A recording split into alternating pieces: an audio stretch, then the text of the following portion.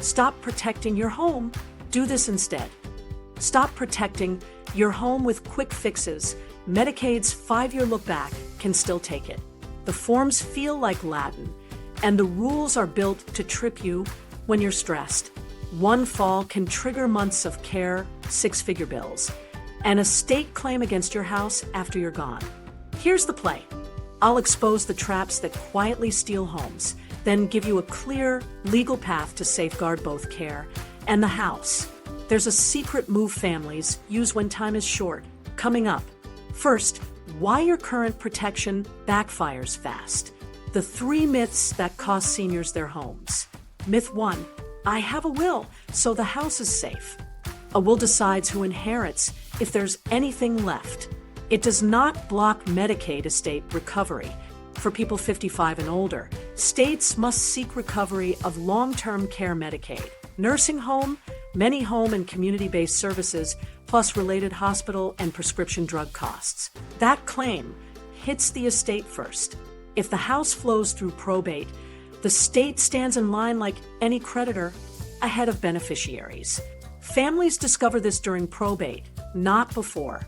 If you rely on a will alone, you're holding a paper shield against a bulldozer. Why this feels safe? Decades ago, costs were lower and recovery was patchy or limited to probate assets. Now recovery is standard and expensive services stack fast. The practical frame. A will directs distribution. Medicaid rules determine exposure. If recovery applies, the will can't make it disappear. Myth 2, my spouse living at home protects the house automatically. A spouse at home can prevent a lien while they live there in many states, but estate recovery isn't erased, it's delayed. Federal rules require recovery after both spouses pass, subject to state definitions of estate and hardship waivers. Here's the confusion that drains equity. Exempt for eligibility is not exempt from recovery. Eligibility rules help you qualify now. Recovery rules look later. If the home is in your probate estate, recovery can reach it. And in some states that use expanded recovery, non-probate transfers can be targeted.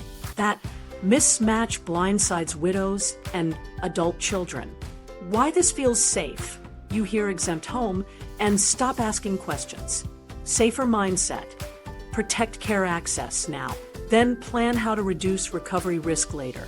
That means choosing tools that move the home outside probate in states where recovery is probate only, or using early trust strategies where appropriate, always with state-specific counsel. Myth 3, I'll gift the house to the kids if something happens.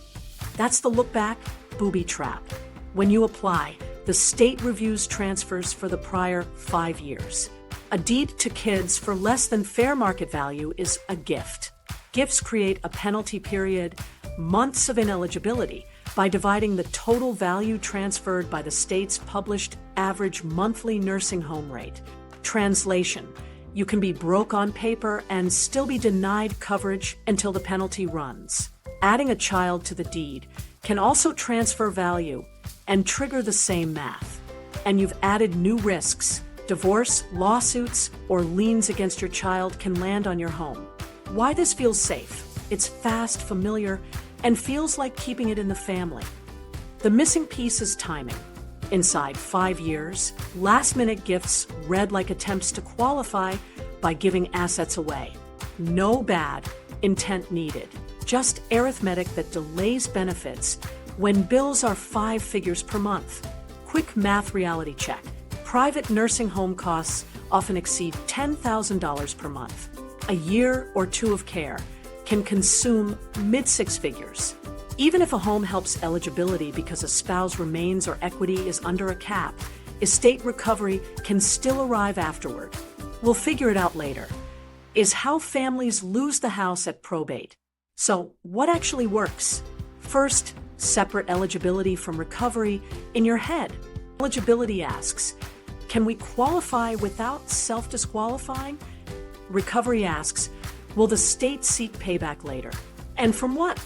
Second, learn what triggers penalties. Gifts, bargain sales, quick claims to kids, undocumented loans, or backdated caregiver payments. Third, use legitimate channels that document fair value, properly drafted caregiver agreements at market rates with timesheets and taxes, allowable spend-downs for medical care, safety upgrades, and debt payoff, and early, well-designed home protection trusts that respect the 5-year clock. The thing most people miss is that revocable and irrevocable trusts are not interchangeable. Revocable living trusts are great probate tools, but are countable for Medicaid eligibility. You still control them. Irrevocable Medicaid Asset Protection Trusts, when funded 5 or more years before application and drafted correctly, can remove the home from countable resources and, in many states, outside probate for recovery. Fund late, and you've created a transfer that can cause a penalty if you apply inside the window. The trust didn't fail, the calendar did. Another overlooked option is state-specific deeds. In states that limit recovery to probate estates, a transfer on death deed, or enhanced life estate deed, often called a ladybird deed where recognized, can bypass probate and reduce recovery exposure. But these deeds can still be penalized if used inside 5 years, and not every state treats them the same. Also, standard life estates can complicate future sales and expose remainder interests to a child's creditors. That's why these moves require local counsel and good timing. Caregiver agreements deserve special emphasis. Paying your adult child for real care is allowed when it looks like a job. A written contract signed before services, duties and hours, market rate pay, logs, and taxes. Vague cash transfers look like gifts. Clean paperwork looks like compensation and helps convert assets into care without penalties. If you remember nothing else, remember this. Exempt today doesn't mean invisible tomorrow. A will doesn't beat a creditor claim. A spouse at home can pause liens, but not eliminate recovery. A last-minute gift is a penalty in waiting. When you see those 3 clearly panic planning stops, you move from hope this works to we know what's allowed, what's penalized, and what's timed. Next, the rule that turns helping your kids into ineligibility math, the 5-year look back, how penalties are calculated, and where people step on the rake. The 5-year look back, explained simply. Before you do anything else, build a clean mental model. The look back is a rearview mirror.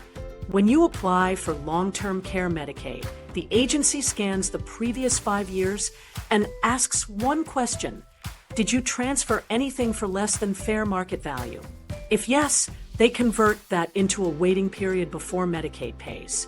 Not a fine, not a lawsuit. Delay. With 5-figure monthly bills, delays hurt. Why the rule exists is straightforward.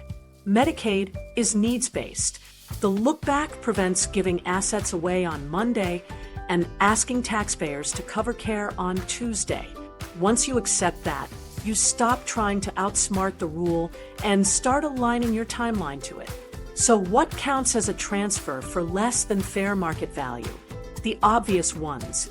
Gifts of cash to family, deeding your home to kids for free, selling an asset at a steep discount, adding a child to your deed in a way that gives them present ownership, or loans with no promissory note, interest, or repayment schedule. A big hidden trap, backdating. Writing a note later to justify a past transfer doesn't cure it. Reviewers look at bank records, deeds, and dates, not intentions. Here's the penalty math in plain English. Each state publishes an average monthly nursing home cost. Call it the divisor. Add up the total value you transferred for less than fair market value during the 5-year window, then divide by the divisor. The result is your ineligibility period. How many months Medicaid won't pay once you otherwise qualify.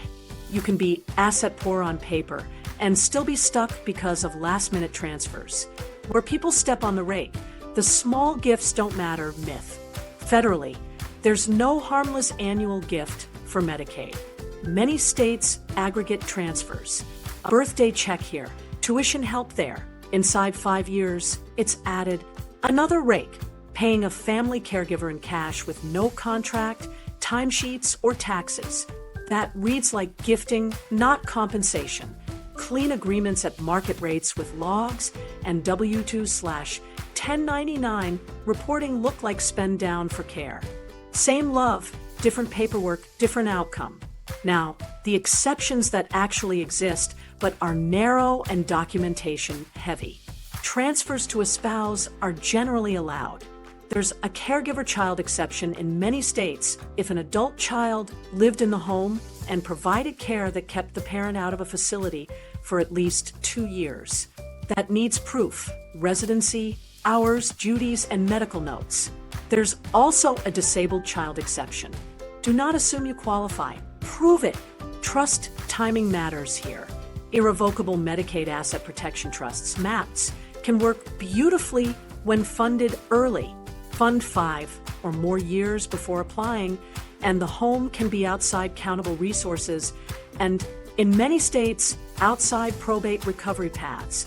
Fund within 5 years and apply, and you've made a transfer that triggers the same penalty math. The trust didn't fail. The calendar did. Revocable trusts, different story. You still control the asset, so Medicaid treats it as available. What about deeds? Enhanced life estate deeds, often called ladybird deeds where recognized, or transfer on death deeds, can bypass probate in states that limit recovery to probate estates.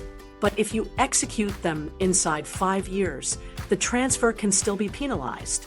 Standard life estates can also create sale headaches and expose remaindermen to their own creditor risks. State law varies. Get local counsel before recording anything. A few quick wins that don't trigger the gift wire because they're value for value. Pay medical and dental bills. Replace a failing roof or unsafe flooring with invoices. Add grab bars, brighter lighting, ramps, or a walk-in shower. Buy durable medical equipment through vendors who issue receipts. Prepay an irrevocable funeral within state limits. Pay off consumer debt. Replace an unsafe car with a modest, reliable one. These are ordinary, documented spend downs at fair prices. 2 safety checklists. First, the proof or pause test. For any money moving to family, can you show a contract, timesheets, and taxes? If not, pause and formalize. For any sale, can you show fair value, appraisal, bill of sale, deposit trail? If not, pause and price it properly. Second, the penalty preview. Add all transfers in the last 5 years. Divide by your state's divisor. If the number scares you, stop transferring and talk to counsel about bridging. Clean private pay, short-term loans with written terms, or facility conversion policies. Common myths to drop now. We'll undo the deed later. Unwinding can create its own transfers. We'll write a note to fix it. Timing controls. We'll call it rent. If there's no lease, checks, or 1099, reviewers call it a gift. Small gifts are fine. Not under Medicaid. Aggregation is real. If you remember nothing else, remember this. The look back is clockwork. Align to it. Stop gifts. Document care at market rates. Spend down on safety and health with receipts. Time trusts early or accept the penalty math and plan a bridge. That's how you turn a 5-year audit from a crisis into a calendar event. Estate recovery and the house lien surprise. Let's talk about the moment most families don't see coming. Estate recovery and liens. You qualify, care is covered, you keep the lights on at home, and months after the funeral a letter arrives. It's not a mistake. For people 55 and older, states must seek recovery for long-term care Medicaid, nursing facility care, many home and community-based services, and related hospital and prescription drugs. That payback is called estate recovery, and it's standard policy. There are 2 doors the state can use. Door 1 is a claim against your estate after death. If the house or other assets pass through probate, the state files a claim like any creditor. Creditors get paid before beneficiaries. And yes, that includes Medicaid. This is why the will leaves the house to the kids isn't protection. It just directs what's left after claims. Door 2 is a lien during life for someone permanently institutionalized. A lien is a legal claim attached to the property to secure repayment. It's not an instant sale sign. It sits there and expects to be paid when the home is sold or transferred. Federal rules bar liens or enforcement while a spouse, a child under 21, or a blind or disabled child lives in the home, and states must honor hardship waivers. If the person returns home, certain liens must be released. It's calendar and conditions, not drama, but it's real. Here's the confusion that causes pain. Eligibility rules and recovery rules aren't the same. Eligibility can treat the home as exempt while a spouse lives there or while equity stays under a cap. Recovery asks a different question later. Did Medicaid pay for services? And is there anything in the estate, as your state defines it, to repay? Some states limit recovery to probate estates. Others use expanded definitions that can reach non-probate transfers. That difference matters more than a brochure promise. A simple timeline shows the trap. One spouse needs nursing home care. The other stays at home, so the residence is exempt for eligibility. Medicaid pays for 18 months. No lien is enforced while the community spouse lives there. When the surviving spouse dies, the house enters estate administration unless you've already moved it outside probate with the right tool. The state files a claim up to the amount it paid. If the house is the main asset, the personal representative may need to sell or use other funds to satisfy the claim before children receive anything. Not a scandal, just the statute doing its job. Now, where planning disarms this. First lever, timing. If you're more than 5 years from needing benefits, an irrevocable Medicaid Asset Protection Trust, MAPT, designed and funded early, can move the home out of countable resources and, in many states, outside probate, so recovery has a weaker path. Fund within 5 years and apply, and you trigger transfer penalties. The calendar, not the trust language, bites. Second lever, structure. In states that recover only through probate estates, using a transfer on death deed or an enhanced life estate deed, often Ladybird, were recognized, can bypass probate and limit recovery's reach. But these deeds are state-specific and can still be penalized if done inside 5 years. Standard life estates add sale complications and can expose remainder interests to a child's. Creditors. This is why local counsel is non-negotiable. Third lever, documentation for exceptions and hardship. The law blocks recovery if a spouse survives or if a minor, blind, or disabled child survives. There are hardship waivers in narrow circumstances. There's also the caregiver child exception in many states for transfers made years earlier, but that's about eligibility timing, not post-death recovery. Don't mix the two.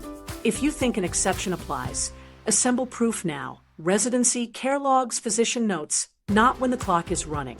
2 practical checklists help right away. Recovery map. Ask counsel, does our state recover only through probate or from expanded estates? How do liens work here? Write down the answers. Then title map. List how the house is currently titled, whether there's a revocable trust, which doesn't help eligibility, whether a TOD or enhanced life estate deed is recognized locally, and whether a MAPT fits your runway. If the answer is we're inside 5 years, shift to documentation and allowable spend downs instead of deed swings. Common mistakes to avoid. Treating exempt home as permanent invisibility, ignoring non-probate definitions in states with expanded recovery, funding a trust inside 5 years, and assuming the trust language alone blocks penalties, adding a child to the deed, and creating both look-back exposure and creditor risk, letting property insurance, taxes, or maintenance lapse after a title change. Reviewers notice sloppiness. A micro-story to anchor this. A couple kept the home exempt while the husband received HCBS services. They assumed no lien meant no payback. After the wife died, the home entered probate. The state filed a claim for 2 years of services. Because their state recovers only through probate, A TOD done years earlier would likely have avoided the claim path. They didn't have it. The house was sold to pay the claim, with a modest remainder going to the kids. The fix would have been boring paperwork and timing. If you remember nothing else, remember this. Eligibility shields today, recovery hunts tomorrow. Know your state's recovery definition. Move the house early with the right tool, or accept that a probate pass asset is exposed. When timing is short, focus on documentation, safe spend downs, and placement choices that don't create new penalties. That's how you keep care funded now and reduce the estate letter shock later. The Safe Path Overview: protect, pay, and qualify. Let's shift from fear to a clean route you can actually run. Think in 3 lanes that move together. Protect the home, plan how you'll pay, and qualify cleanly. Then overlay timing windows. Early, 5+ years, mid 2 to 5 years, and late, under 24 months. Same tools, different expectations, tighter documentation as time shrinks. Early window, 5+ years before likely care. This is where durable moves pay. If keeping the house is the goal, talk with an elder law attorney about an irrevocable Medicaid Asset Protection Trust, MAPT. Properly drafted and funded more than 5 years before you apply, it can place the home outside countable resources and, in many states, outside probate channels that fuel estate recovery. Keep it boring, record the deed, maintain insurance and taxes, and keep receipts. Pair that with powers of attorney, financial and health, HIPAA releases, and a habit of filing statements by account. On the pay side, list predictable sources: Social Security, pensions, modest savings, and any long-term care insurance. If you're a veteran, note potential aid and attendance. Your goal now is exposure control and paperwork readiness. No heroic tricks. Mid-window, 2 to 5 years. Calendar risk rises, so you change tactics. Avoid transfers that trigger look-back penalties if you might apply inside this period. Shift to document value and position spending.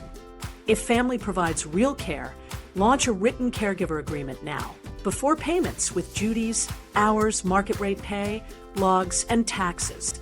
That converts vague support into legitimate spend down instead of gifts. Tackle safety upgrades you'll need anyway.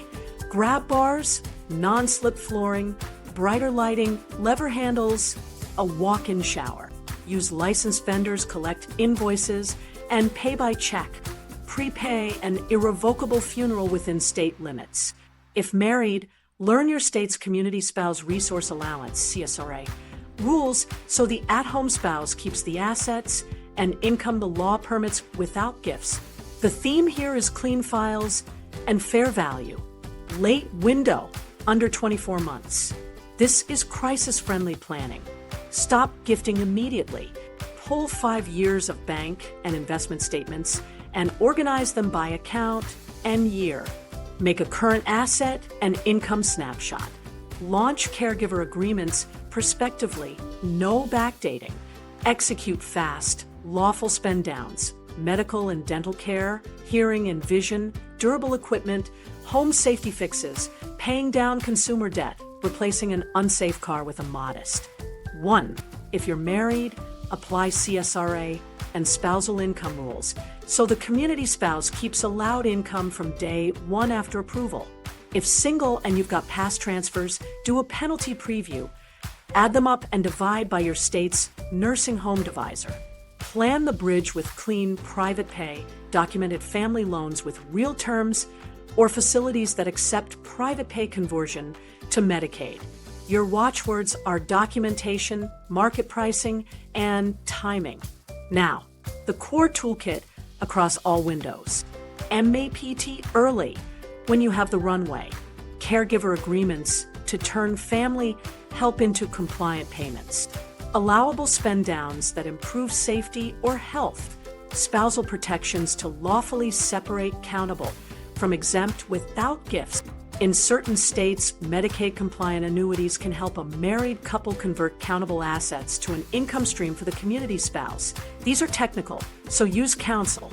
across everything, fair value and paper trails. If a person is paid, there's a contract, timesheets, and W-2/1099. If a thing is bought, there's an invoice, a check, and the item exists. How to think about pay.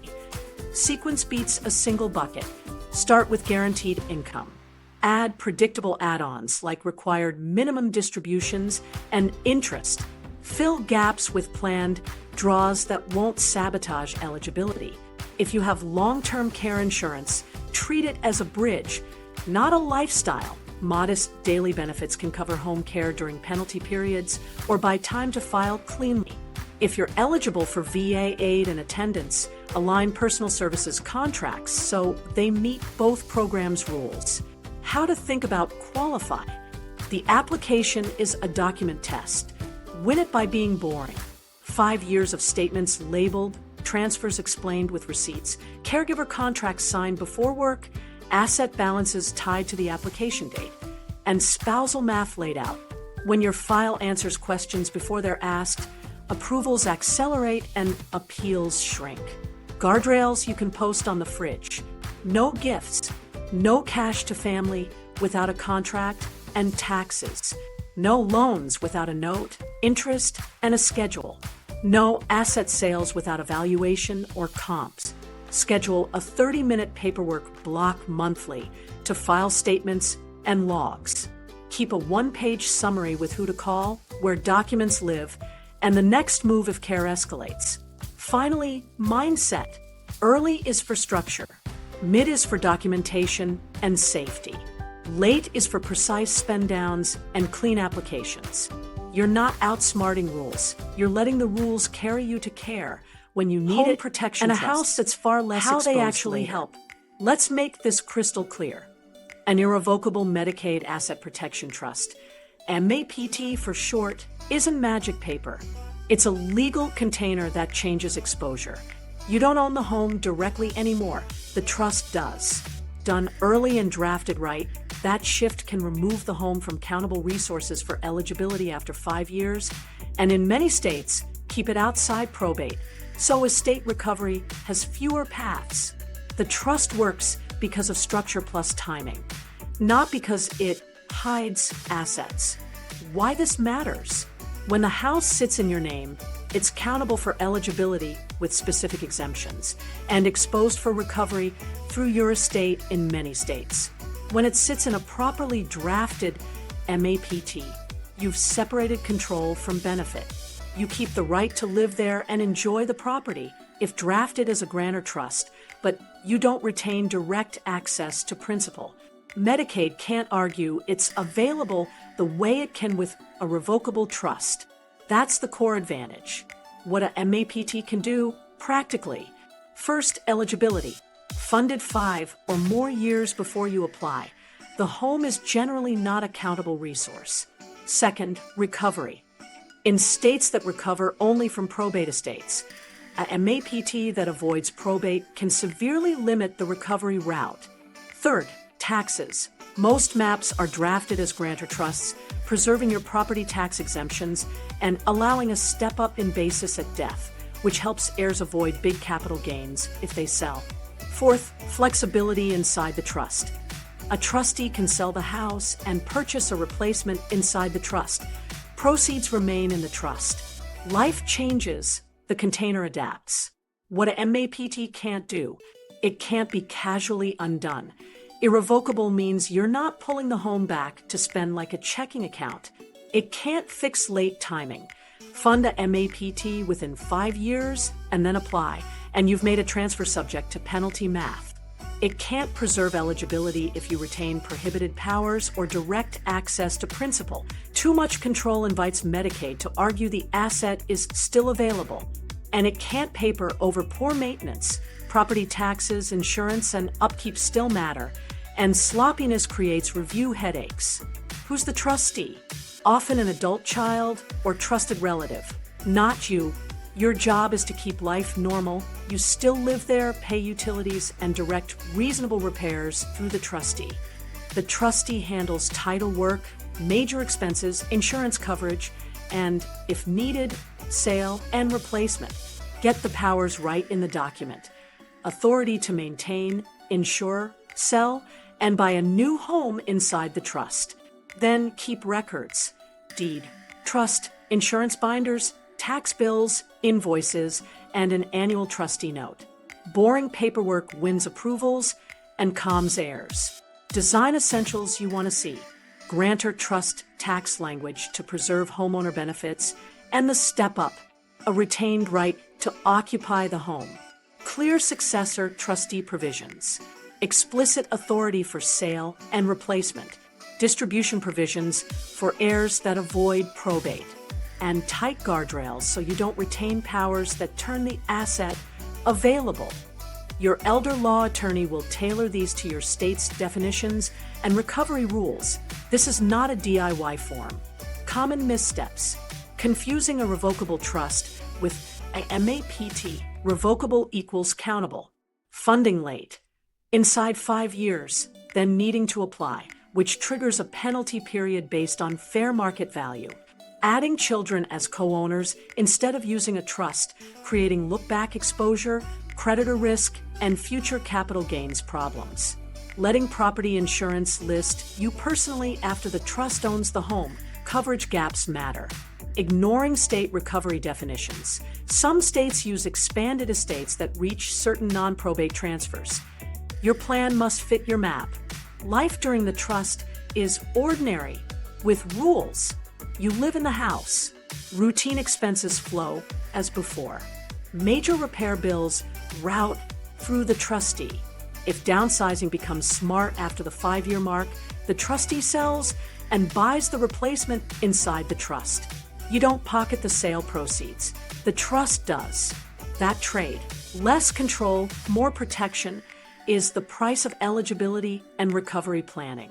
When does a MAPT not fit?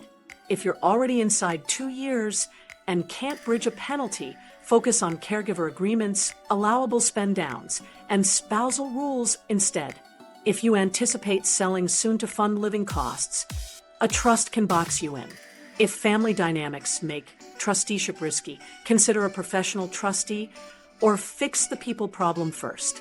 And if your state's recovery rules already make probate avoidance deeds the cleaner option, counsel may recommend deed-based solutions over a trust. State specifics drive the tool.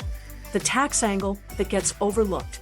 Properly drafted, MAPs often preserve the step-up in basis, meaning heirs get a fresh basis at your death and can sell with minimal capital gains. In contrast, giving the home outright to kids during life can forfeit that step-up and create a tax bill later. Again, structure and timing pay. A clean first meeting checklist. Ask your attorney, will this MAPT preserve homestead and property tax benefits? Will heirs receive a full step-up? How do we handle insurance and repairs?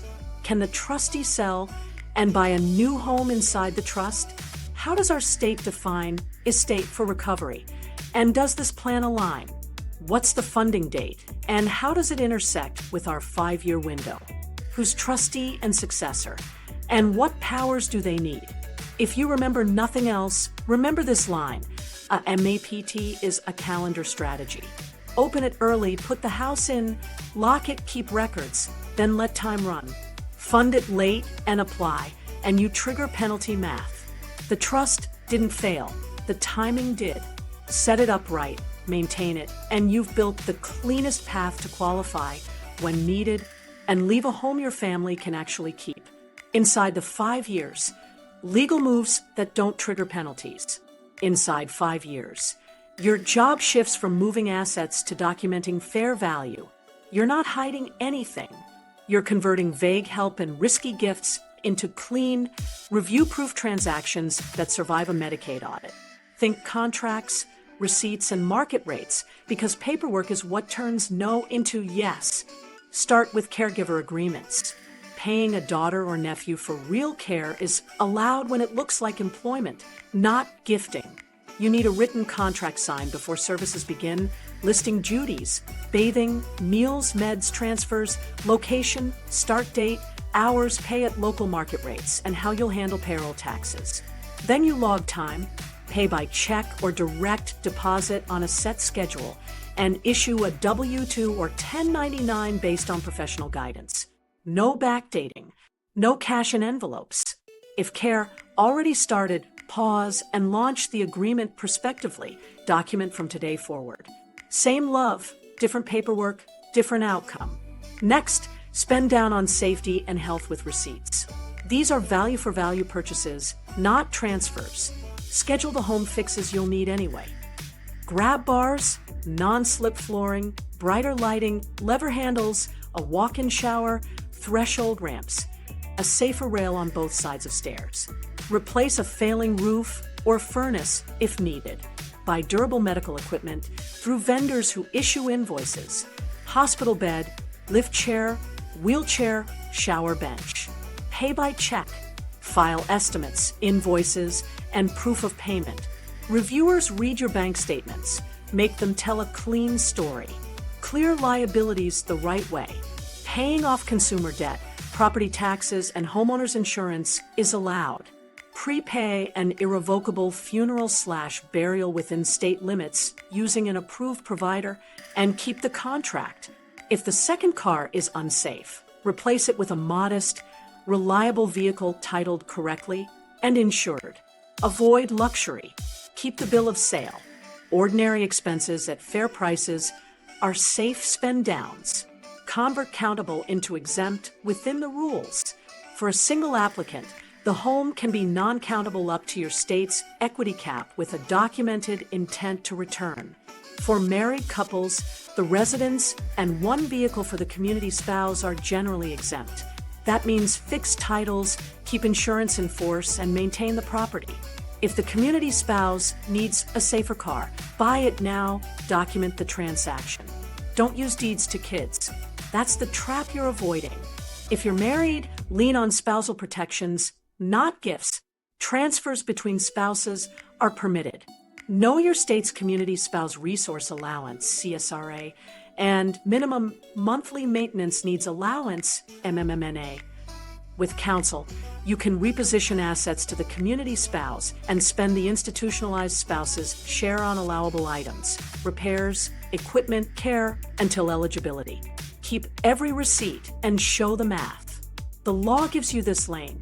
Use it. Avoid the rakes that trigger penalties. No lump sum thank you payments to family for past care. No loans without a signed promissory note, interest, and a real repayment schedule. No quick claims or bargain sales to kids. No backdated rent or sham receipts. If it feels like a shortcut, it's probably a gift. If it looks boring, contracts, invoices, market rates, it's usually safe. Build a crisis-friendly checklist for inside 5 years. Stop gifting immediately. Pull 5 years of bank and investment statements and sort by account and year. List every transfer to family. Flag anything lacking a contract, invoice, or fair value proof. Launch Caregiver Agreements prospectively and begin timesheets today. Book safety upgrades, pay licensed vendors, file receipts. Pre-arrange an irrevocable funeral within state limits and keep the contract. Pay outstanding medical, dental, hearing, and vision needs now with receipts. If married, meet elder law counsel to apply CSRA/MMMNA and title assets correctly. Taxes matter. If you pay a family caregiver, assume payroll rules. Apply. Use a payroll service or CPA. Clean tax trails make Medicaid reviewers comfortable and protect you from later questions. You're buying audit proofing with professionalism. Sequence your moves. Make one change, then file the proof. Execute the caregiver contract, then log hours. Complete the bathroom upgrade, then file the invoice and check copy. Pay the funeral contract, then file the policy. This steady drip turns your application into a series of yes moments. Red flags that demand counsel now. Deeds adding children. Trust funding inside 5 years if you'll apply. Annuity purchases without state-specific review. Promissory notes lacking actuarial compliance. And any retroactive care pay. In some states, Medicaid-compliant annuities help married couples protect the community spouse. These are technical and state-specific. Don't self-install. If you already tripped the wire, past gifts exist. Do a penalty preview. Add transfers inside 5 years. Divide by your state's nursing home divisor and see the ineligibility months.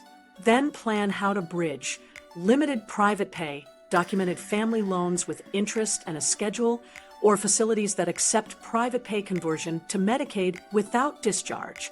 No verbal promises. Get policies in writing. Remember the rule. Trade whispers for paperwork. Inside 5 years. Your wins come from documented care at market rates, health and safety spend downs with receipts, spousal protections by the book, and titles and insurance that match reality. It's not flashy, it's precise. And precision is how you qualify cleanly without creating a penalty you didn't need. Married couples, spousal protections that actually work. If you're married, the law gives you real guardrails if you actually use them. 2 goals run in parallel. Qualify the spouse who needs care and keep the spouse at home stable without gifts. The mistake couples make is guessing at rules instead of running the math, and the paperwork the way reviewers expect. Start with the clean mental model. Assets and income are handled differently. Assets are a snapshot on the snapshot date, usually when the application process starts or a spouse enters a facility. Income is ongoing flow month by month. Don't mix them. If you keep that separation in mind, everything else gets simpler. Assets first. Your state sets a community spouse resource allowance, CSRA. On the snapshot date, you total countable, non-exempt assets, bank accounts, brokerage, CDs, non-retirement investments. The community spouse gets to retain up to the CSRA. Transfers between spouses are permitted, so you can reposition assets into the community spouse's name without a gift or penalty. The institutionalized spouse's share is then spent down lawfully to reach eligibility. Repairs, medical and dental, durable equipment, home safety upgrades, documented to the penny. What's exempt at this stage? The primary residence, while the community spouse lives there. 1 vehicle for the community spouse, household goods, and certain burial arrangements. State rules vary on retirement accounts, especially the community spouse's IRA, so get state-specific advice before you roll, cash out, or retitle. The theme is to preserve what the community spouse can keep and spend down the rest in ways that survive a review. Income next. In many states, income follows the name on the check. The institutionalized spouse's income generally contributes toward their cost of care minus deductions. The community spouse keeps their own income and may receive a spousal maintenance allowance, often called the Minimum Monthly Maintenance Needs Allowance, MMMNA, drawn from the institutionalized spouse's income if needed to reach a state set floor. Translation: if the at-home spouse's income is low, the rules let you shift a portion of the other spouse's income to stabilize the household. That isn't a gift, it's the statute working as designed. Here's where couples stumble. They hear the home is exempt and stop planning. Exempt for eligibility isn't invisible for recovery later. Protect access now, yes, but also map estate recovery exposure and consider future structure based on your state's rules. Another stumble is paying family retroactively for all the care you gave me. That reads as a gift inside the 5-year lookback. If family is helping now, launch a caregiver agreement prospectively with duties, hours, market rates, logs, and taxes. Documentation converts love into lawful spend down. A simple example locks this in. Suppose total countable assets on the snapshot date are $180,000, not counting the home and 1 car. Your state's CSRA maximum is $154,140. You can transfer that amount to the community spouse, no penalty. The remaining amount becomes the institutionalized spouse's share to spend down, paying outstanding medical bills, hearing aids, home safety upgrades, an irrevocable funeral within limits, until you hit the eligibility threshold. Then you file. Meanwhile, the community spouse keeps their income and, if needed, draws a maintenance allowance from the other spouse's income up to the MMMNA. Paperwork wins married cases. You want titles that make sense, house and car in the community spouse's name where appropriate, 5 years of statements organized by account, a one-page CSRA worksheet showing the math, receipts for every spend down, and income sheets that calculate the MMMNA. Add clean financial and healthcare powers of attorney and HIPAA releases, so the community spouse can sign without court delays. The application becomes a document test you're prepared to pass. 3 red flags to avoid immediately. 1. Deeding the home to kids to be safe. That triggers lookback penalties and invites creditor/divorce risk on the child's side. 2. Rolling retirement accounts without a state-specific plan. Tax and eligibility collide fast. 3. Delaying the application while private pay drains assets the community spouse could have kept under CSRA rules. Waiting from fear is the quiet disaster. 2 fast wins you can use this month. First, run the CSRA math with counsel now, even if care isn't urgent, so you know exactly what the community spouse can retain. Second, build a married spend-down list of allowable items you'll likely need: roof or HVAC service, bathroom safety, hearing and dental durable equipment, and an irrevocable burial plan. When the time comes, you act, not scramble. If you're already in crisis, stabilize the sequence. Stop gifting. Start caregiver agreements prospectively. Pull 5 years of statements. Move assets to the community spouse within the CSRA. Execute the spend down with receipts. Apply with the MMMNA calculation attached, so the at-home spouse keeps permitted income from day 1 after approval. That's how married planning works, by the book, with boring documents and no invented shortcuts. If you remember one line, remember this: don't give away what the rules let you keep. Use the CSRA to shield assets, the MMMNA to steady income, and allowable spend downs to bridge eligibility. Then file a clean, predictable application that protects both spouses. Crisis plan. If a fall happens next week, here's how you keep control instead of burning cash and time. Think day 1, week 1, and the next 30 days. You're turning chaos into checklists with only moves that survive a Medicaid review and actually make care safer. Day 1, stop gifting immediately. No cash to family. No, I'll pay you back later. No deed changes. Next, pull 5 years of bank and investment statements for every account with your name on it.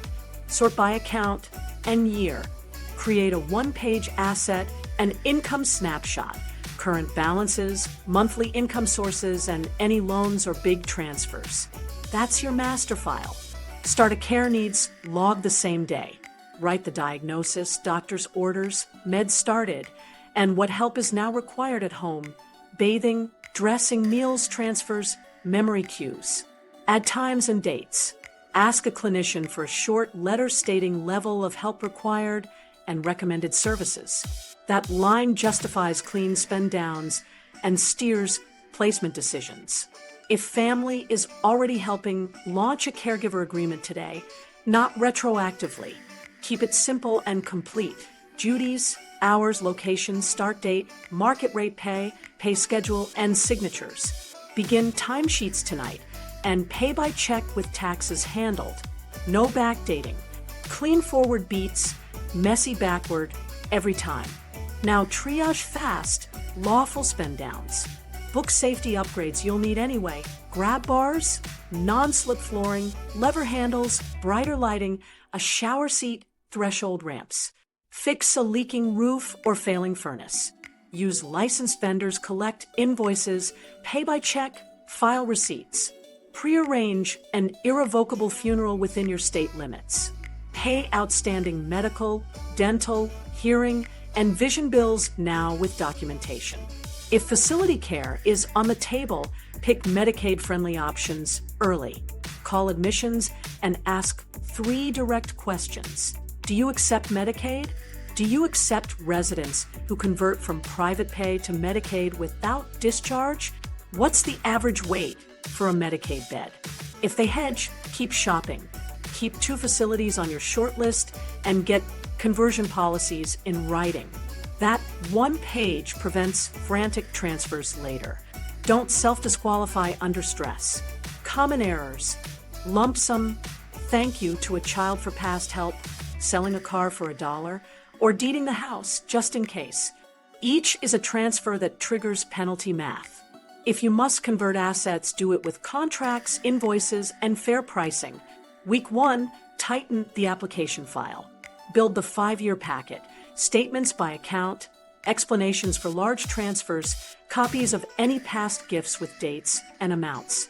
Add ID, Social Security, Medicare cards, insurance policies, tax bills, deeds, titles, and any burial plan. Draft a cover summary. Assets today, income today, known transfers. Make the reviewer's job easy.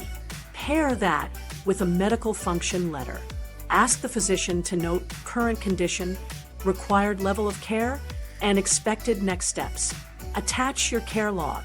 Together, they justify services and the spend downs you just executed. Bridge financing calmly if past transfers exist. Do a penalty preview. Total disqualifying transfers in 5 years divided by your state's average monthly nursing home cost. Plan the bridge. Short private pay from reserves, documented family loans with interest and a schedule, or a facility willing to accept conversion after private pay. Avoid verbal promises.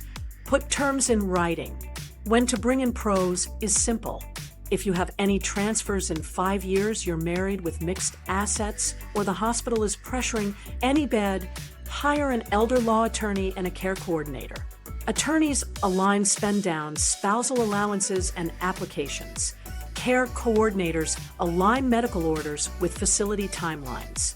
A week of alignment can save months of denials and thousands in leakage. Set a 14-day cadence. Morning, update the care log, confirm authorizations, file yesterday's receipts or timesheets. Midday, 1 facility call, 1 vendor scheduled, 1 document gap closed. Evening, reconcile your snapshot to actual balances and list tomorrow's moves. Small daily steps compound into approvals. Use short scripts to avoid friction. With facilities, we're prioritizing a Medicaid-friendly placement that accepts conversion. Can you confirm beds and your wait list process? With family, we're documenting care starting today. If you can help, we'll pay market rates under a caregiver agreement with taxes handled. With the hospital, discharge planning needs a facility that accepts conversion. Medicaid planning is underway. Week 2, lock titles and insurance. Ensure homeowners and umbrella policies match the current owner, trust, individual, or spouse, and are paid. Fix car titles to reflect who will drive. Review beneficiary designations on life insurance and payable on death accounts for consistency. Do not add kids as co-owners. Week 3, finalize placement or home care rails. If home care, set schedule blocks that match the care letter and the caregiver agreement. Log hours daily. If facility, confirm admission date, private pay deposit, and written conversion pathway, including required statements and timelines. Set guardrails on the fridge. No gifts, no cash to family without a contract and taxes. No loans without a signed note, interest, and a schedule. No sales without valuation, invoice, and deposit trail. Post the facility shortlist and the penalty preview if it applies. If panic rises, remember, you don't need perfect, you need provable. Provable care, provable payments, provable need. When every dollar has a receipt and every hour has a timesheet, approvals follow. That's how you turn a bad week into an orderly file and a clean application. Paperwork without losing the house to chaos when you can't speak. Strategy only works if someone you trust can run it when you can't. That means your documents have to be current, specific, and reachable in seconds, not buried in a safe or lost in email. For essentials, do the heavy lifting: a durable financial power of attorney, a healthcare proxy or medical power of attorney, HIPAA releases, and your advance directive. Add beneficiary checks and a simple storage system, and your family can act without court delays or guesswork. Start with the durable financial power of attorney. Durable means it survives incapacity. You want an immediate, not springing POA. Springing versions demand a doctor's letter before they work, which creates a bottleneck exactly when hospitals are pushing for discharge. Your POA needs explicit long-term care powers, applying for Medicaid, signing releases, gathering 5 years of financial records, executing caregiver agreements, paying vendors, handling taxes, dealing with real estate, including trust deeds, and accessing digital accounts. Ask your bank if it requires its own form. If yes, complete it now. A strong POA prevents guardianship, which costs time and money you don't have in a crisis. Next, your healthcare proxy. Pick someone who will answer the phone and follow your wishes, not just the loudest voice at the table. Give them a short decision compass you actually agree with: comfort, function, and dignity. Pair this with a clear advance directive so clinicians know your stance on CPR, feeding tubes, ventilators, and end-of-life care. Keep it practical. You're not predicting every scenario. You're giving your agent authority and direction, so they're not negotiating from scratch in a hallway. HIPAA releases are the grease in the gears. Without HIPAA, your bank, insurer, and doctors won't talk to your helpers. Sign broad medical releases, naming your healthcare agent, your financial agent, and one backup. Add permission to speak with a trusted adult child, even if they're not your agent. Include pharmacy access. On the financial side, list your tax preparer and planner so your POA can retrieve returns and statements quickly. One missing release can stall a discharge or an application for weeks. Who should be your agents? Assign by skill, not fairness. Your financial agent should be organized, deadline steady, and comfortable with numbers. Your healthcare agent should be reachable, calm under pressure, and willing to ask blunt questions. Name backups. Avoid co-agents unless your state and family dynamics support it. Joint signatures create delays when minutes matter. If you don't have a family candidate, consider a professional fiduciary for finances and keep a trusted friend or relative as healthcare proxy. Now, the system that makes these papers work. Use simple color coding. A red folder for medical healthcare proxy, HIPAA, advance directive, medication list, allergies, primary doctor, preferred hospital, and a blue folder for money and legal financial POA. 5 years of statements grouped by account, deeds, titles, insurance, burial plan, and your one-page asset and income snapshot. Originals go in a fire-resistant, easily accessible box at home, not a bank-safe deposit box. Scan everything to a shared digital vault and test access on a phone. Hand your agents the location, the vault link, and one printed copy each. Run a 15-minute readiness drill this week. Text your agents a photo of the first page of your POAs and the vault link. Ask them to open it and reply, "Received." Call your bank to confirm its POA rules. Upload your healthcare proxy and HIPAA to your primary care patient portal and ask that they appear in your chart. If a hospital or facility is in your future, hand admissions a proxy and HIPAA on day one. Friction disappears when you push documents into the system before anyone needs them. Do a quick beneficiary cleanup. Verify beneficiaries on life insurance and retirement accounts. Use payable on death or transfer on death where they fit your plan. Don't name minors outright. Align designations with your trust or will. Avoid adding kids as co-owners on accounts or deeds. Use your POA for access, not ownership that triggers look-back problems or creditor exposure. 2 common failures are easy to fix. 1. A generic POA missing long-term care and Medicaid language. Ask your elder law attorney to add explicit authority to apply for benefits, gather 5-year records, sign personal services contracts, and appeal denials. 2. Springing powers that stall everything. Convert to immediate durability with agents you trust. You can revoke by written notice anytime. The benefit is speed when seconds count. Add 2 micro tools that pay off. First, a 1-page I see sheet on the fridge. Agent names and numbers, diagnoses, medication list, allergies, preferred hospital, and the red/blue folder locations. Paramedics will grab it and hand it to the ER. Second, a tiny wallet card or phone lock screen note that lists your healthcare agent, and 1 backup with healthcare proxy on file. Gatekeepers move faster when they see authority. Finally, test the handoff. Ask your financial agent to pull 1 month of statements and label them by account. Ask your healthcare agent to retrieve your proxy in the portal and confirm your preferred hospital. If they can do both in under 10 minutes, your system is ready. If not, fix the bottleneck now, not during a discharge meeting. Remember, documents aren't about ceremony, they're about control. With the right POAs, HIPAA, and storage system, your plan runs without you in the room.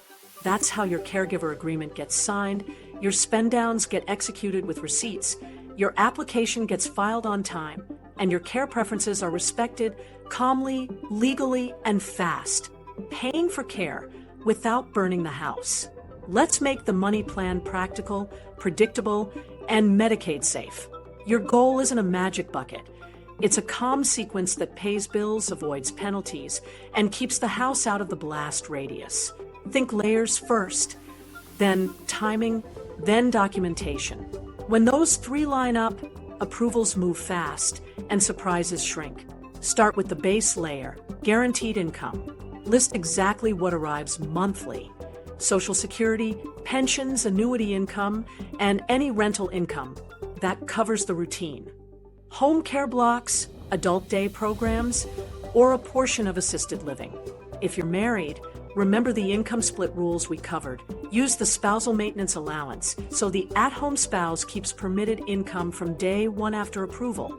That's stability without gifting. Layer 2, predictable add-ons. Required minimum distributions, interest, and small dividends can top up. Keep the flow boring and regular. If you're mid-window or late window, avoid large, erratic withdrawals that look like transfers. A steady cadence tells the reviewer, this is cash flow, not gifting. If you still have long-term care insurance, treat it as a bridge. Modest daily benefits can cover home care during a penalty period or by time to finish spend downs and file cleanly. Layer 3, flexible reserves. You don't need to liquidate everything. You need a labeled care reserve, 3 to 6 months of expected private pay costs, so you can place care, finish documents, and bridge any penalty months you already calculated.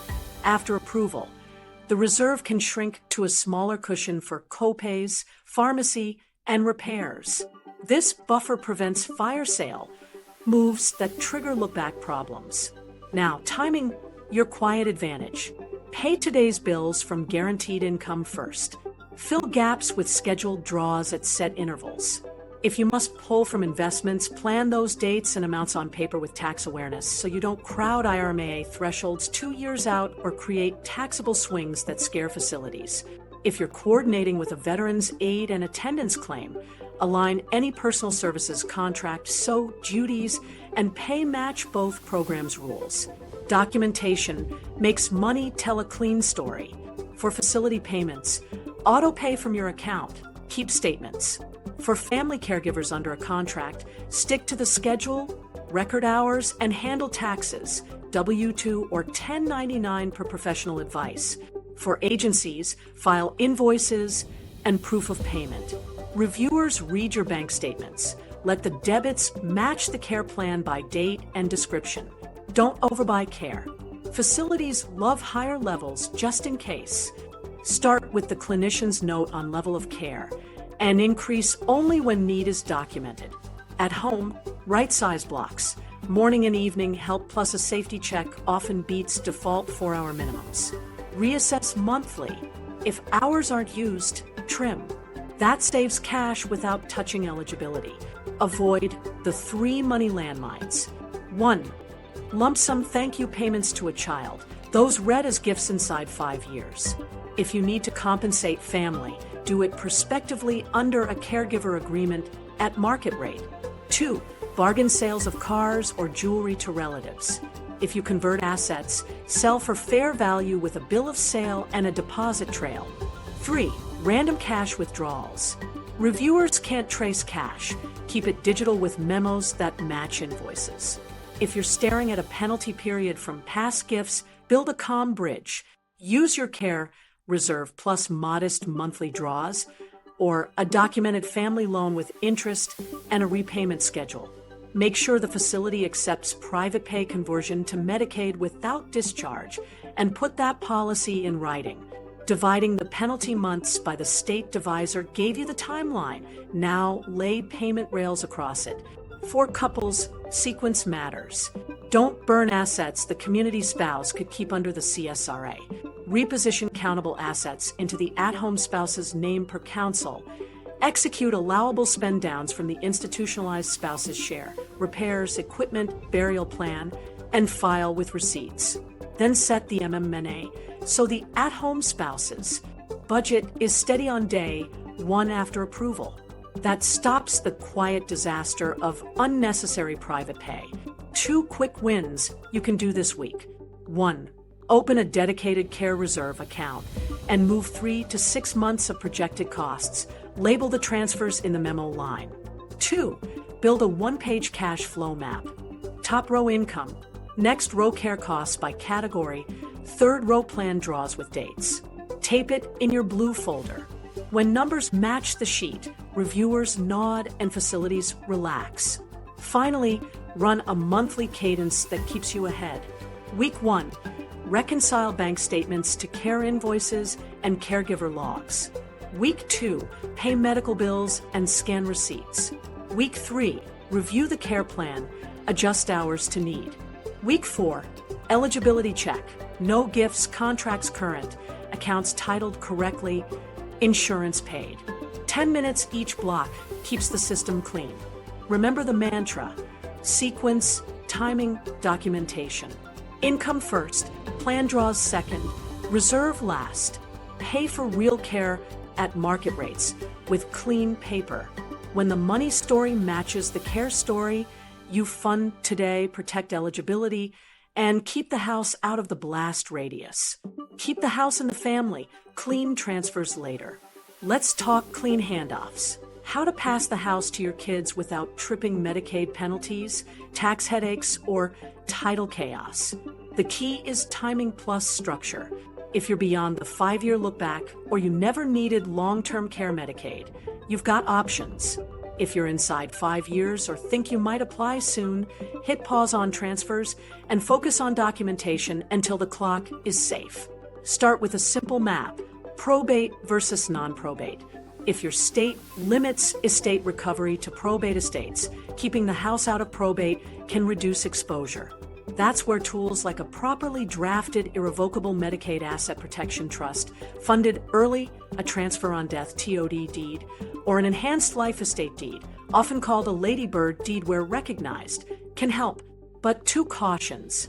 Not every state allows these deeds, and executing them inside 5 years can still be treated as a penalized transfer if you later apply. State-specific counsel isn't optional. Now, life estate deeds. A standard life estate lets you keep the right to live in the home for life, with remainder to the kids. Pros: probate avoidance and clear succession. Cons: difficult sales later. Everyone signs. Remainder interests exposed to a child's creditors or divorce, and transfers inside 5 years can create penalties. Enhanced life estates, ladybird deeds, improve flexibility in states that recognize them. You retain the right to sell or mortgage without the remainder men. Still, the 5-year rule and state recovery definitions apply. If you funded a MAPT more than 5 years ago, the cleanest path is often to let the trustee distribute per the trust at death. Outside probate, typically preserving step-up in basis, so heirs avoid large capital gains. That's a major tax edge over gifting the house during life, which usually carries your low basis to the kids and can create big taxes if they sell. Avoid the partial interest trap. Adding children as co-owners during life looks fast, but it can trigger look-back penalties, expose the house to their creditors, and complicate sales if one child balks or faces legal trouble. It can also forfeit a full step-up in basis on the transferred share. If a child needs to help, make them an agent under a power of attorney, not an owner on the deed. Here's a clean step-by-step for late-stage transfer planning when you're beyond 5 years or not applying at all. 1. Get a fair market valuation so everyone knows the number. 2. Sit with state-savvy counsel to choose the tool. And MAPT distribution already funded early, TOD deed where valid, or if a life estate makes sense in your state, enhanced life estate over a standard life estate for flexibility. 3. Prepare and record the deed or confirm trust language. 4. Retitle homeowners and umbrella insurance to match ownership. 5. Keep a slim file, recorded deed or trust, tax receipts, insurance binders, and a one-page who to contact summary. Set expectations with heirs now. Who pays taxes and insurance while you're alive? What happens if you need to sell or downsize? If one child hopes to keep the home, document buyout terms, valuation method, timeline after death, and funding. Ambiguity is where sibling fights start. A short memorandum of understanding. Even if the trust controls ultimate distribution, keeps everyone aligned.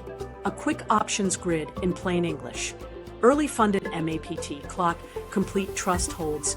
You live there, trustee distributes to heirs after death. No probate, potential step up, fewer recovery paths in probate-only states. TOD deed, where recognized passes at death outside probate. Watch state recovery definitions and 5-year timing if you might apply. Enhanced life estate deed, state-specific probate avoidance with more lifetime. Flexibility than a standard life estate. Still plan around look-back and creditor exposure for remainder. Traditional will. Simple, but assets passing through probate can face estate recovery in most states. Don't mix roles. Agents act. Owners bear risk. Keep kids off the title. Don't rely on handshake. I'll sell to my sister later deals. Paper the pathway you actually intend. Tax angles to remember. Gifting the house during life usually passes your basis to the kids. Bad if the home appreciated. Leaving via trust or deed that counts as a transfer at death generally preserves step-up in basis, lowering capital gains if they sell. Ask your attorney and CPA to confirm your state's rules and your document's tax language. Grantor trust features often preserve homeowner tax benefits and step-up. Red flags that demand counsel. Any plan to transfer inside 5 years if Medicaid might be needed, a child with creditor issues or an ongoing divorce, multiple co-owner deeds, DIY forms in states with strict deed statutes, and mismatched insurance, house titled to trust, but policy in your personal name. Fix those before a crisis, not after. A micro example ties it together. A widow, 7 years post-MAPT funding, wants her son to keep the house. Counsel confirms her state recovers only through probate estates, and her trust avoids probate. Insurance is retitled to the trust. The trustee's powers include sell/replace. At death, the trustee deeds the home to the son per the trust. The basis steps up, and there's no probate claim. Same house, different paperwork, cleaner outcome. If you're inside 5 years today, your keep it in the family move as patience and paperwork, caregiver agreements, safe spend downs, spousal protections, if married, and application-ready files. Transfer later, after the clock runs, with a tool that fits your state. Clean timing, clean title, clean tax. This is how the house your family loves actually stays in the family. The stress test. Would your plan survive a bad month? Let's run your plan through the month that breaks most families. Hospital, rehab, long-term care, with bills and deadlines stacked. If your system holds here, you're safe. Day 1, the ER admits you after a fall. A discharge planner starts asking about rehab. Before anything moves, pull your one-page snapshot. Assets, income, 5-year transfers flagged. If it doesn't exist, that's failure 1. Fix now by writing balances, monthly income, and any transfers over the last 5 years. Pair it with your red and blue folders, POAs, HIPAA, 5 years of statements, deed, titles, insurance. If those aren't within 10 minutes, that's failure 2. Move originals into a fire-resistant box at home and scan PDFs to a shared vault your agents can open on their phones. Next checkpoint, care alignment. Ask the physician for a brief function letter. Diagnosis, level of help required, recommended setting, expected timeline. This justifies rehab days, home health, or a facility level of care. If you can't produce that note, you end up paying for services the program would have covered. Add your care log. Dates, meds, new assists needed. Your file needs to tell a clean story of medical need matched to spend downs and placement. Rehab recommends long-term care. Do you have 2 Medicaid-friendly facilities that accept private pay to Medicaid conversion without discharge? In writing? If not, that's failure 3. Call and ask 3 questions. Do you accept Medicaid? Do you accept conversion without discharge? What's the average wait time for a Medicaid bed? Keep 2 yes with policies on paper. This prevents last-minute, any bed placements that burn cash and block conversion. Now, money rails. Do you have a labeled care reserve, 3 to 6 months of projected private pay, in a separate account? If not, that's failure 4. Fund it and set auto pay for facility invoices. If past transfers exist, calculate the penalty preview. Total disqualifying transfers divided by your state's nursing home divisor and set a written bridge plan. The reserve documented family loans with interest and a repayment schedule, or a negotiated short private pay period with a written conversion pathway. No verbal promises. Authorizations are the silent delays. For any ordered service, therapy, imaging, home health, ask, does it need prior authorization? What criteria apply? What's the turnaround? Have your doctor's office submit with CPT/HCPCS codes, clinical notes, and functional limits. Can't walk 50 feet. Night pain wakes patient. Then set a 48-hour check-in rhythm. Day 2, confirm receipt. Day 4, request status. Schedule a peer-to-peer within 72 hours if denied, and request expedited review when medically appropriate.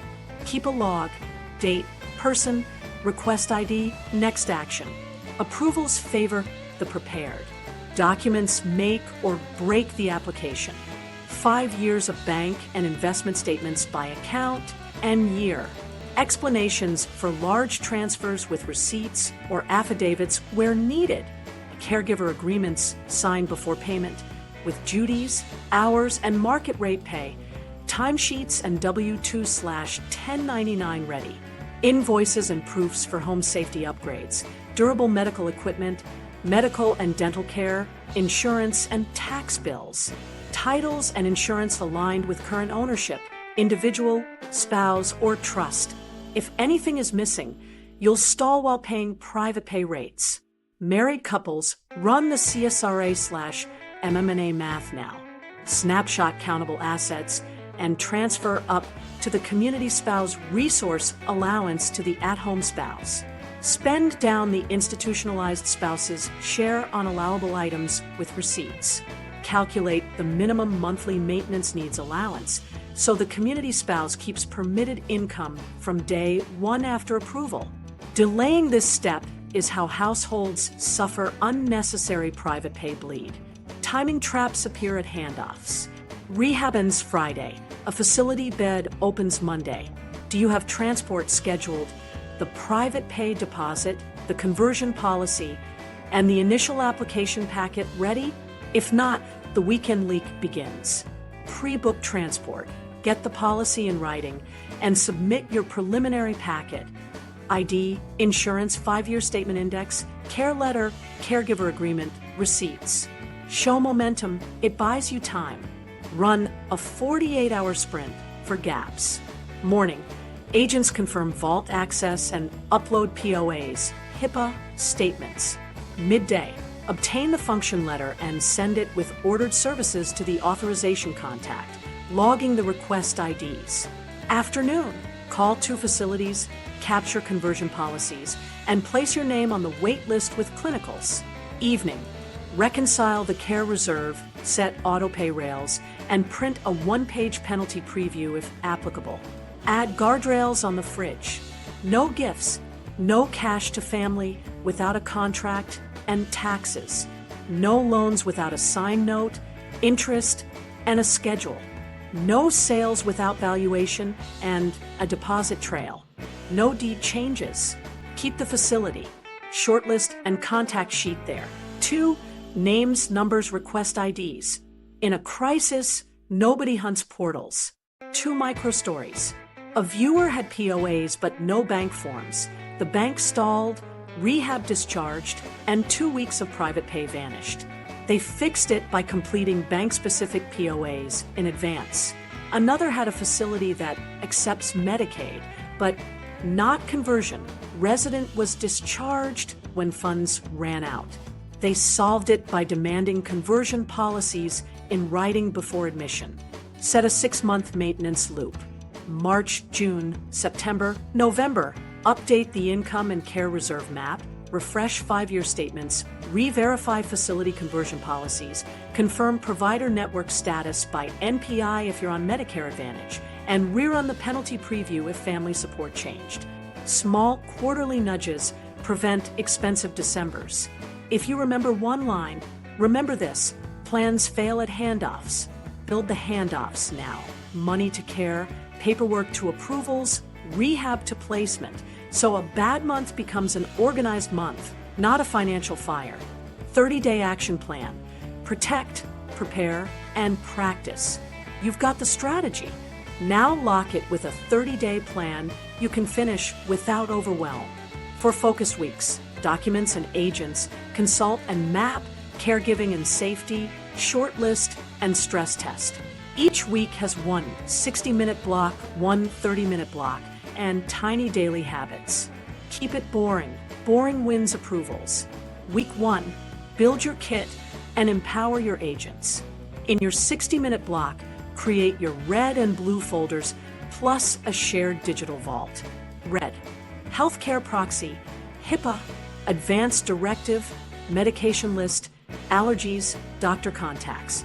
Blue, durable financial power of attorney with explicit Medicaid powers. 5 years of statements by account, deed and titles, insurance, burial plan, if any, and a 1-page asset and income snapshot. In your 30-minute block, call each bank to ask if they require their POA form. If yes, complete it now.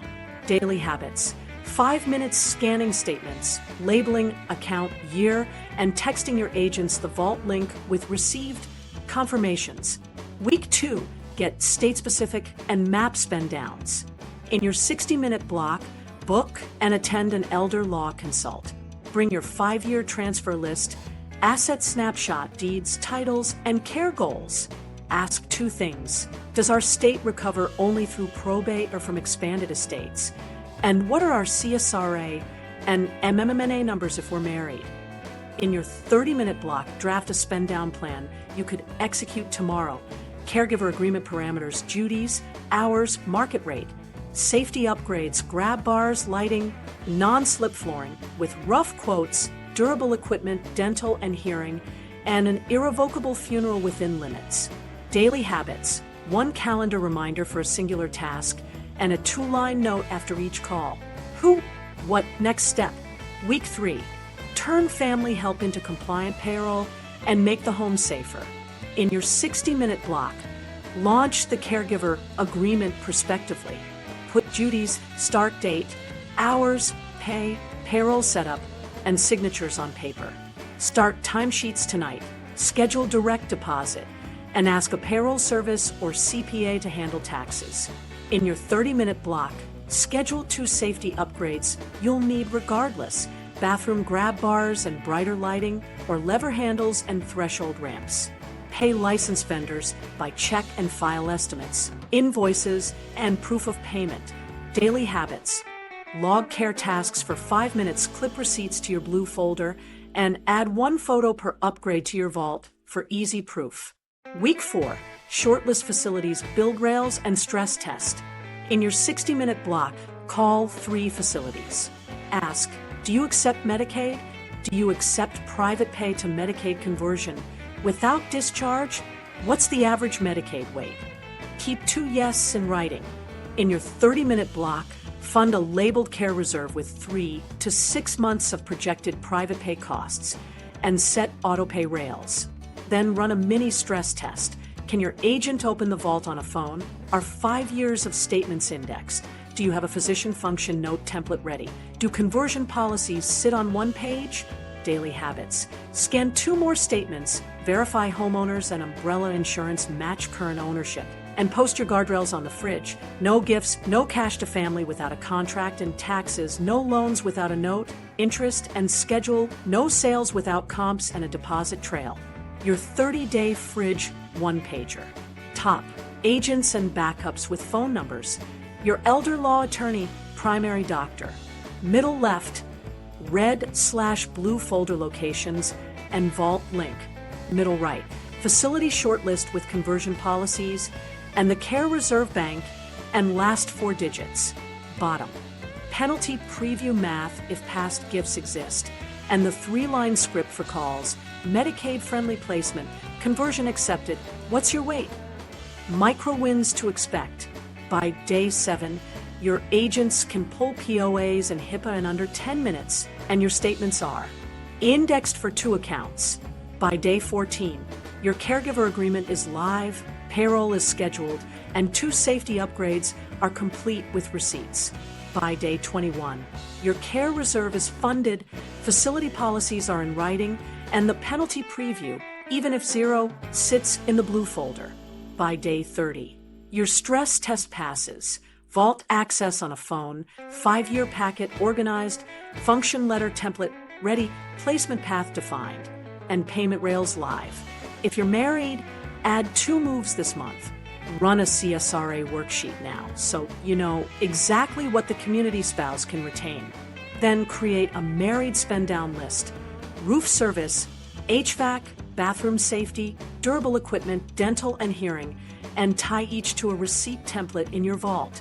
That prep turns crisis into execution. 2 common snags and fixes: bank, POA, roadblock, complete bank-specific POAs this week. Facility accepts Medicaid, but not conversion? Replace it on your list with a facility that answers all 3 questions in writing. The earlier you swap a weak link, the cheaper it is. Finally, set a 2-minute weekly cadence that keeps momentum.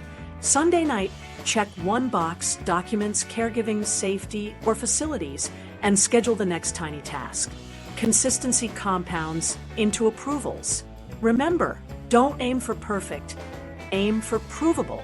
Provable care, provable payments, provable need. 30 days of simple systems buys calm when the phone rings at 2 a.m. and keeps your house out of the blast zone. Rapid fire FAQs, fixing common moments. We gifted last year. Are we sunk? No. Stop gifting, list dates/amounts, run a penalty preview, and plan a clean bridge. Added a child to the deed. Get counsel now. Sometimes unwinding beats applying with a penalty. Can we pay family? Yes, prospectively, with a written caregiver agreement, logs, and taxes. Revocable trust protects the house, right? No. Accountable for Medicaid. Spouse's income taken, often protected by the MMMNA. Assisted living covered. Depends on your state program. Confirm first. Protect the house with timing, paperwork, and clean spend downs, not gifts. Want the state-by-state estate recovery cheat sheet and caregiver agreement template? Grab the link below. Then subscribe for the advanced MAPT versus deed breakdown next.